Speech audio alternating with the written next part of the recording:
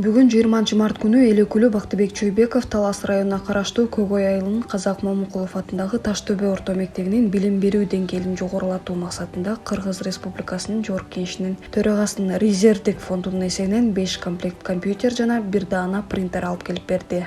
Кудай буйрса мына толук кандуу жакшынакай мектебибиз болуп калды. Мына тегерек четин баары тозулду. Эң эле келечекте Кудай буйрса эми чатырын 1-2 жылда оңдоп алсак, мындай мектеп азыр салыш үчүн мындай абдан көп каражат керек болот да. Буга чейин мектептин жааматы эл өкүлүнө компьютердин жетишсиздиги окуучулардын билим сапатын жогорулатууда тоскоолдук жаратып жаткандыгын айтышып, бул маселени чечип берүү боюнча кат менен кайрылышкан. Кайрылуу жоопсуз калбай, Кыргыз Республикасынын Жогорку Кеңешинин төрагасынын резервдик фондунун эсебинен заманбап техника бөлүнүп берилди.